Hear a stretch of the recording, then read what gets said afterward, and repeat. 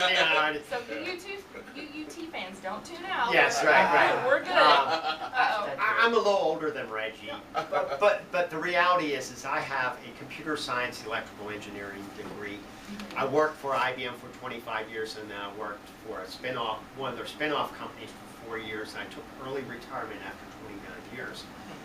And so I've been in Raleigh, North Carolina up through 2009 for 15 years.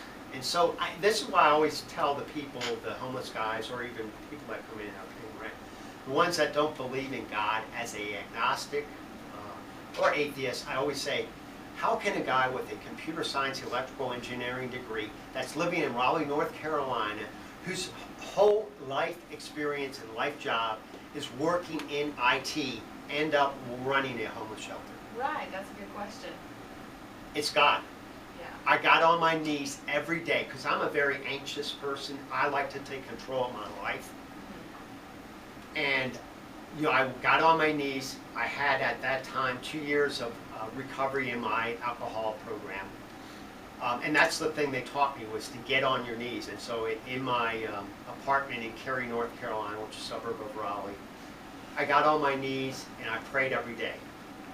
And I used to live in Dallas in the late 80s, early 90s, and through one of my old IBM friends here, and really it's God's work, he hooked me up with a Yahoo group that posted jobs. I was applying for jobs here in Dallas in 2009, even though I'm living in Cary, North Carolina. And I had 2 resumes, one for the IT, because I was an international sales executive, flying all over the country for IBM and Lenovo, and then one as a fundraiser. And my experience was I worked at both in Irving, Texas, where you guys are from, and Raleigh, North Carolina, on Meals on Wheels program. And then for the last 3 years when I was in Raleigh, was working with the homeless through my church, St. Francis of Assisi's Catholic Church in Raleigh, North Carolina. I worked with the homeless, but just that is amazing, because when I sent my resume in, the board said, hey, we liked your resume, and then I asked, since I'm a sales guy, I asked the qualifying question, well, how many people have applied? 61 people applied for the job. Wow. I'm probably the only one outside the Dallas-Fort Worth Metroplex that applied, and they wanted me to fly in to Dallas, stay, pay for the rent car and all that kind of stuff. And I thought, that's crazy. But then I asked the next qualifying, I said, well, how do I look? How does my resume look? And they said, you're in the top 5, maybe 10. I thought, you know what? It's worthwhile. So I came in for an interview, and they invited me back. And I'll never forget it. There was 12 people that was on the board interviewing me, and they're just firing questions right and left to me.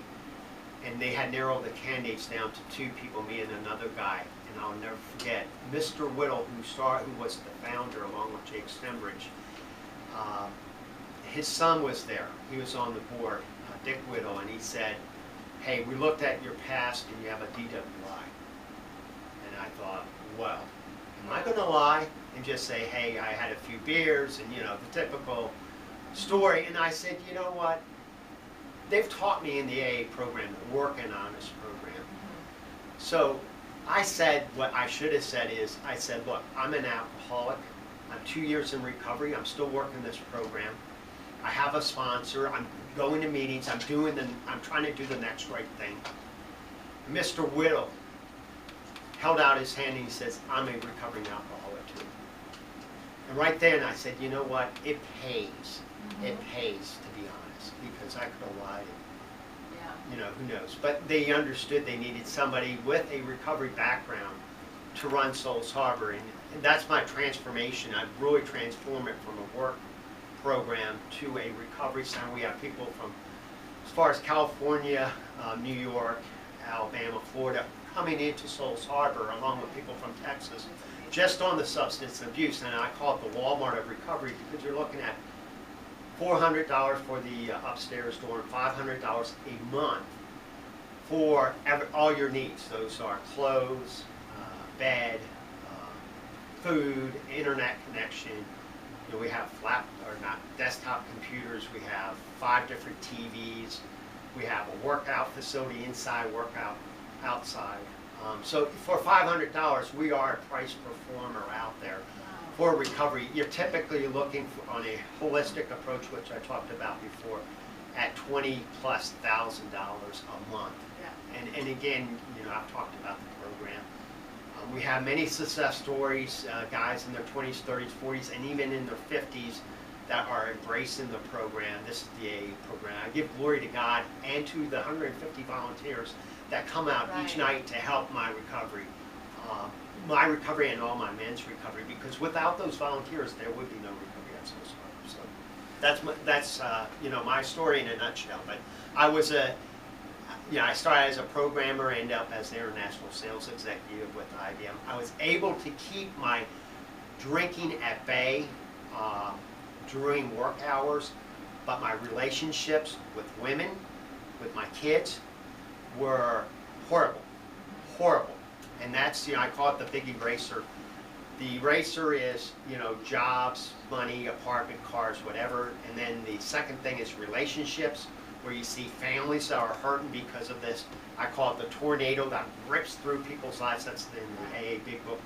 And then the third thing, which is very deadly, is when people start erasing their self-esteem, their hope, and it becomes suicidal. And that's why many people, during their drug addiction, pill popping, or alcohol, you see many suicides because of that, because they've reached the end of the road, or they think they did reach the end of the road. And they think that's it, and there's nowhere to turn. Exactly, exactly. So it's the reaching out that, you know, once you hit bottom, you gotta... Yes, you got, and there's facilities out there, you know, there's facilities in the Dallas-Fort Worth area. I mean, Turtle Creek, Homeward Bound, Green Oaks. You know, I could go on and on with facilities out there that do the detoxing. We're mostly after the detox. So after they do the 2 days or a week, then they come to us for a 6-month recovery program. Okay, so we are not really a detox. We are not a detoxer. We don't have a doctor on site. Gotcha. Okay. Very good. Okay. Well, listen, we got to go to another break, and when we come back, we're going to talk about how you guys operate, how people can get in touch, and through donations and things like that. Okay. And help Soul Survivor out. So we'll be back in a minute on Healthy Now, Healthy Later.